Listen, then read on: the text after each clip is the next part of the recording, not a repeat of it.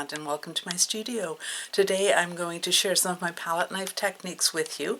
We're going to look at developing the colors, how you're going to get that color thread of 3 values to create this little image of a terracotta pot. It's called Waiting for Spring and it's just 6 by 8, so it's not a large size. I'll also share a drawing of the piece so you can access that for yourself and try and paint along with it after you've watched the tutorial.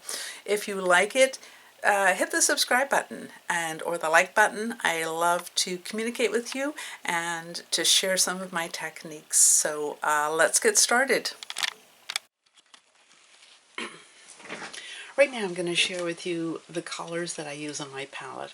I use a split primary palette which has warms and cools of each color. I can put alternate colors in as I want them, but these are the main colors that I use, and I can mix any color that I need to with this. For this image of the terracotta pot, I'm going to look at 3 values for each color, which tends to be what are used in most paintings. You'll find that there are 3 values for each piece. I'm using 2 palette knives for this. It's a 7 by 9. It's a 7 by 9 painting, or will be, so a smaller and a slightly larger palette knife will be the options, and I'll list those in the comments below under the show comments, so you'll know what sizes you will need to be able to replicate this painting.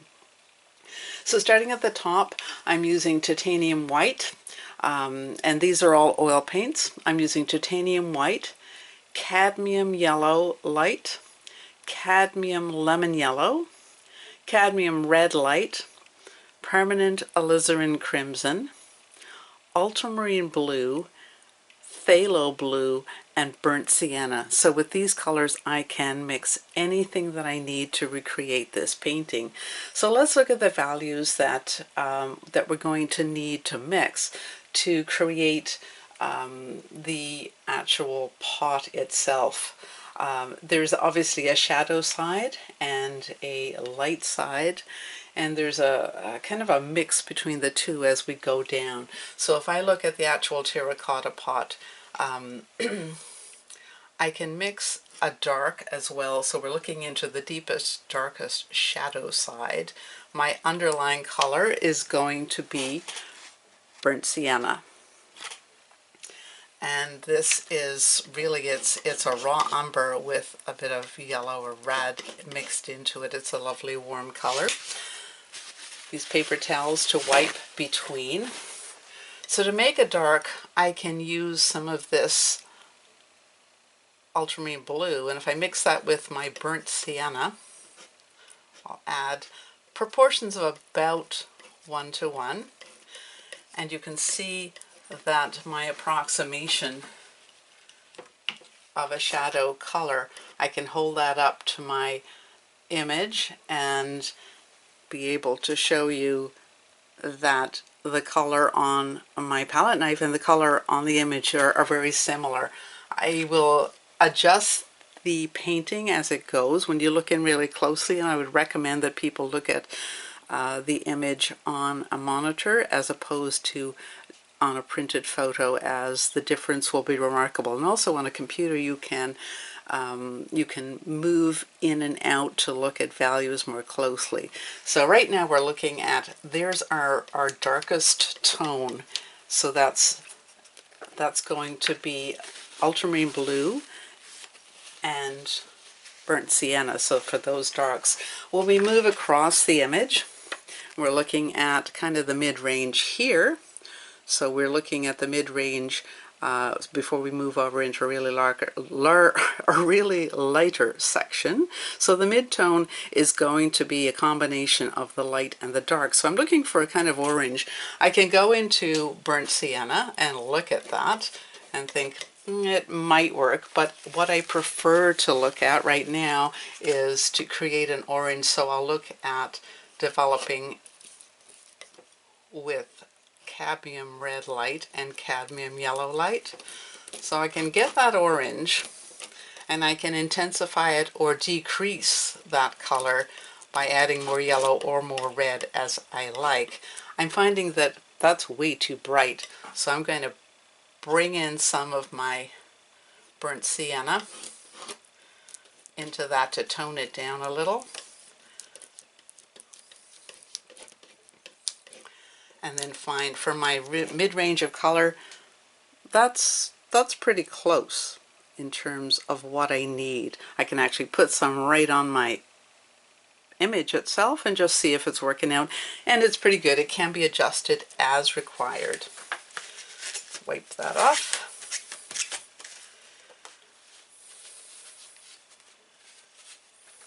So when I want to go to the lightest color, it has more yellows in it and lighter tones.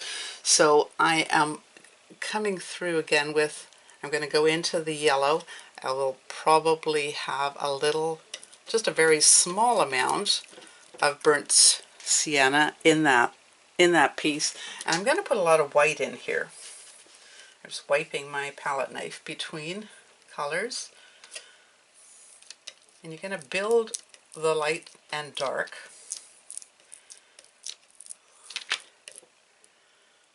I'm thinking, yeah, that's still too yellow, so I'm going to build that up a bit more to a lighter value. I'm going to introduce a little bit of that secondary color of that burnt sienna. I'm thinking, okay, so from a colors perspective, still looking a bit yellowish, but I can go back in with some pure highlights after to really increase that value by adding more titanium white to it until I see how it's going to look on my palette. So I'm looking for 3 distinct variants in color values to make this pot really stand out. So let's start looking at how we're going to work with this, because we also have this section of a lighter color under here that we're going to work on. We're going to develop that, and that's usually where there's been moisture leaching out some of the minerals in a pot, so that's where that comes through. And that's got a couple of different values, kind of darkest at the bottom, which is kind of a combination of a blue-gray maybe, and then we'll work up into that and get this pot developed. So let's start out with our smaller knife and our darkest color.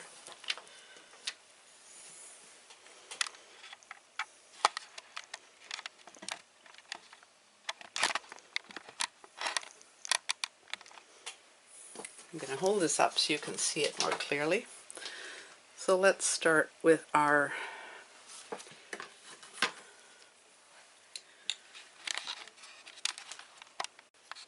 Now I've mixed some variants of these colors to indicate the background, the adjustment colors for the pot, the foreground, and the shadow will stay pretty much the same color that we used for any of the shadows within the pot. We might blue that up a little bit, and we'll make those decisions as we continue through the painting.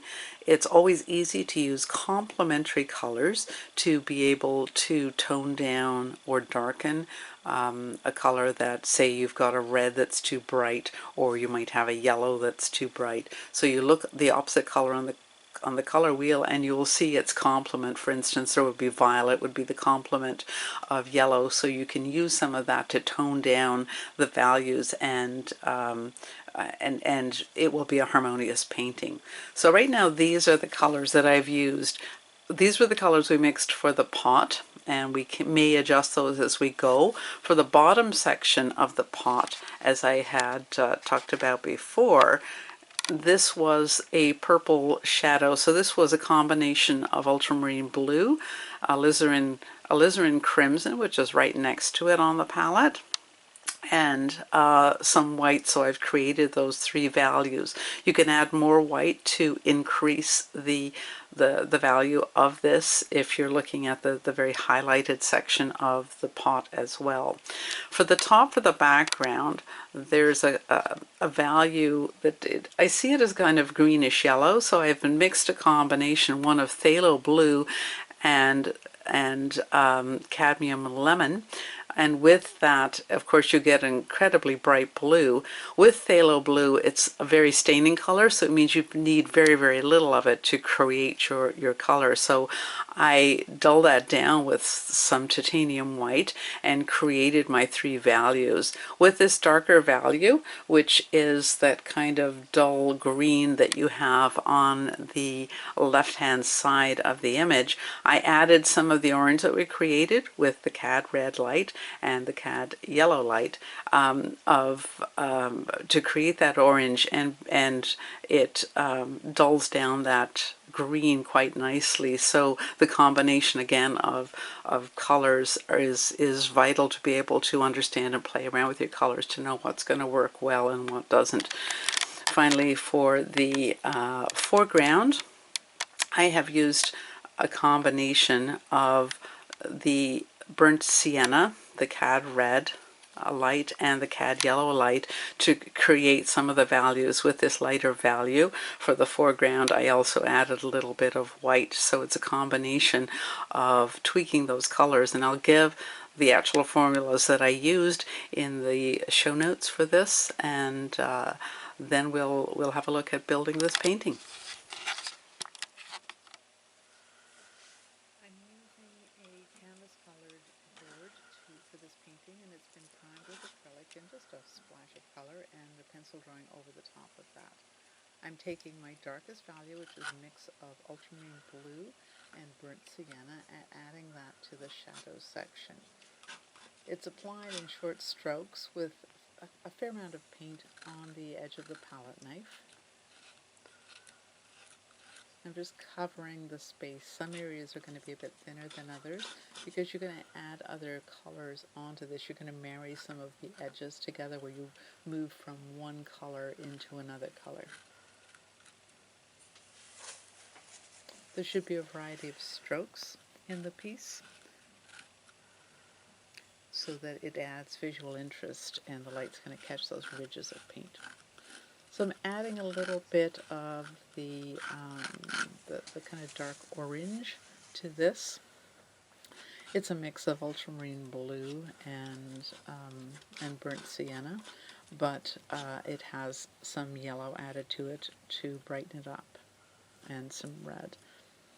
You can see the colors that I have mixed on the previous section of the video and also in the show notes as well, more detail. You can move your palette knife in any direction that you need to ensure coverage. And I'm changing just colors. I'm adding various colors into this mix to ensure that they are blended together. They will blend together. You're going to get a variety of colors in the painting itself. Some of the reflected light towards the bottom, and some of those minerals that have leached through the terracotta pot at the bottom is a mix of ultramarine blue, alizarin crimson, and whites. You've got this violet, and again in three shades, from a dark to a mid-tone, and then it goes into white on the lit side.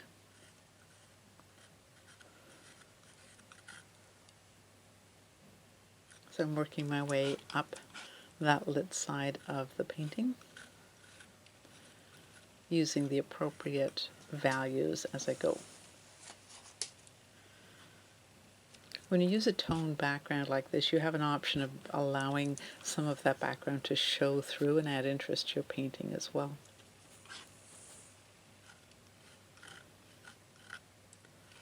I'm going with the lighter version on the lit side, so there's a shadow coming down across from the right, but there's a highlighted section. It's still not its lightest section, but it is that mid-tone or mid-value.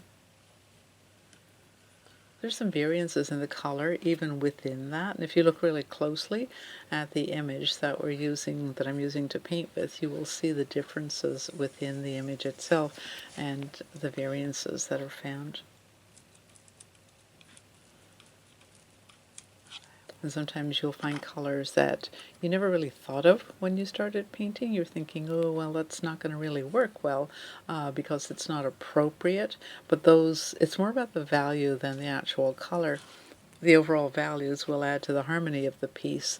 And the colors will add to the harmony of the piece, and the values, as long as they're correct, can be anything you like. So increasing the light sections.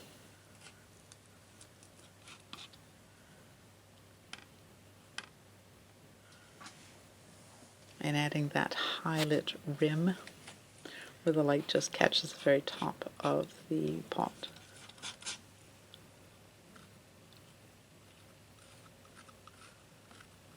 There's some more shadows that go up into, or highlights, really very, very dark highlights that are going up into the rim of the pot. The bottom section is darker at the very bottom than that mid section, even though it all looks very light in comparison to the rest of the pot. There's a little bit of light that's picked up underneath the rim, underneath that shadow. And most shadows do have some light within them, depending on the surface and the light source as well. And the whole key behind a palette knife painting is to get that textured background. It's very indicative of palette knife, and is important to be able to really show that technique. Added a bit of blue reflected light within that pot too on the left hand side.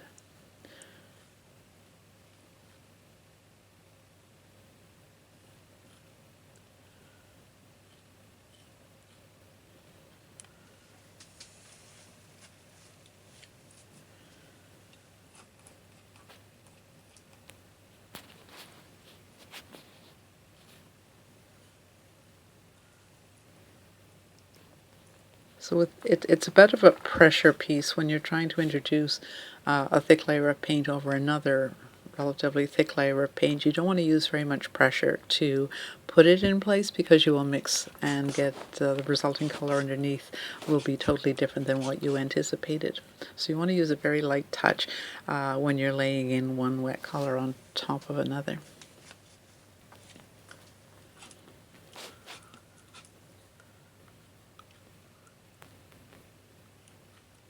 Bumping up that mid value. Sometimes as you go you can make adjustments, and most artists do. They'll make changes to color based on how it's performing and how it looks as you're creating the piece. So I thought that there needed to be a brighter value and a brighter color within those lighter sections. So it's a combination of orange and more of a yellow at the top.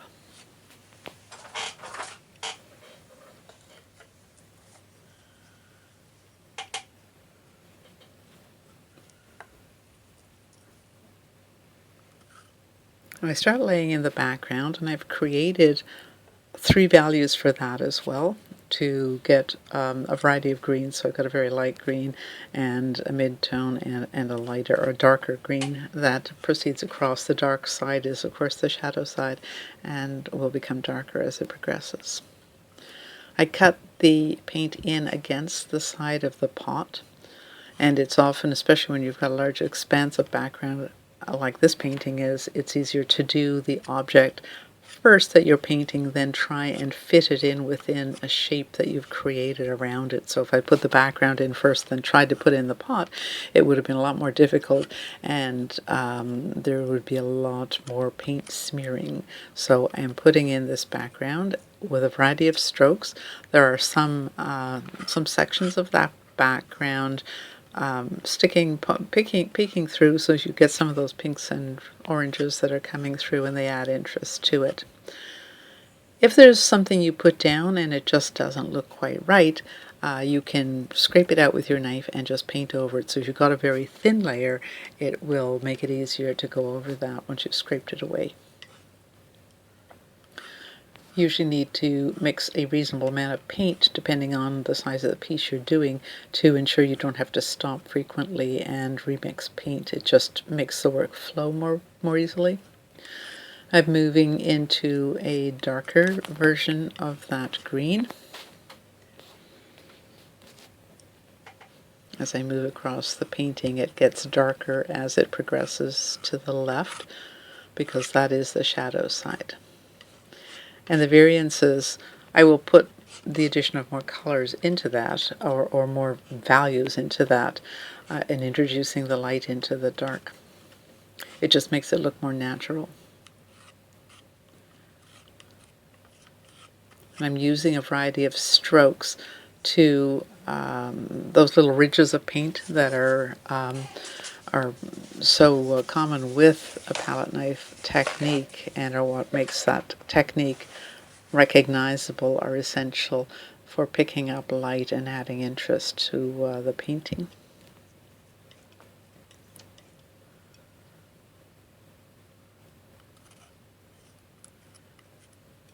There's a little shadow behind this pot, and I'm using the same shadow colors of ultramarine blue and burnt sienna to create the shadow that's on the wall and on the table behind the pot, and also indicate where the wall starts and or where the wall ends and the table starts too. And more colors will be introduced into this. It's not a solid mass. And you wouldn't use black as a pigment, because you want a bit more color in your shadow, and there are various lights and darks within shadows. Some shadows can be cool and some shadows can be warm, depending on again, light source and the image. So you're creating a slight variance of light that you're going to find within the shadow itself, and as it moves towards the pot and away from the pot.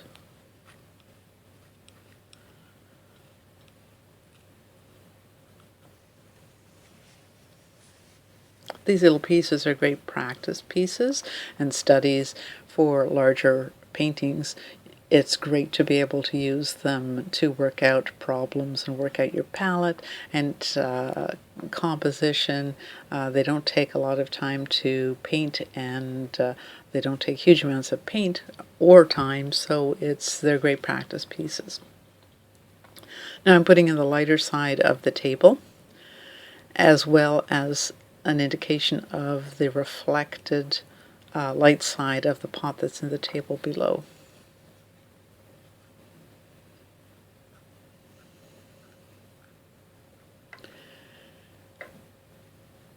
Each time when you work on a painting, you will find at some point you don't like it. It's natural, and it's worth working through that to get to the vision that you have. Because a painting takes time to build. Some will flow very easily. Some take a long time to create and go through many changes and evolutions as they proceed. So keep looking at it, and don't get impatient or frustrated with it, because it will get to where you want it to go. Sometimes it's just going to take a little bit longer than you thought.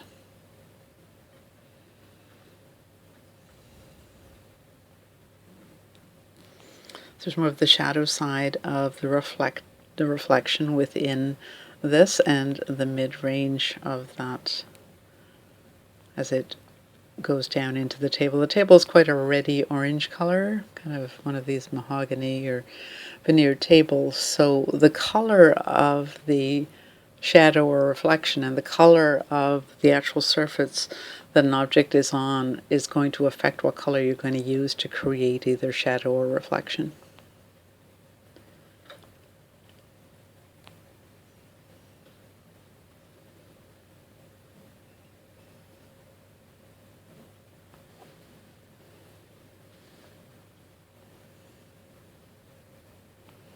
So I'm working away with that orange mix, increasing lights and darks as I go to create that table surface.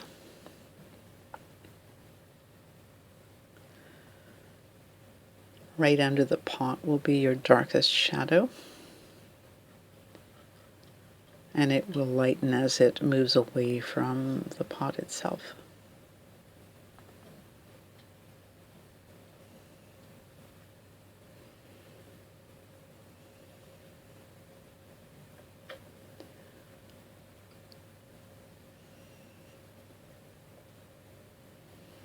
We'll make changes to it as it proceeds. And I will speed up the process for you a little and meet you at the end.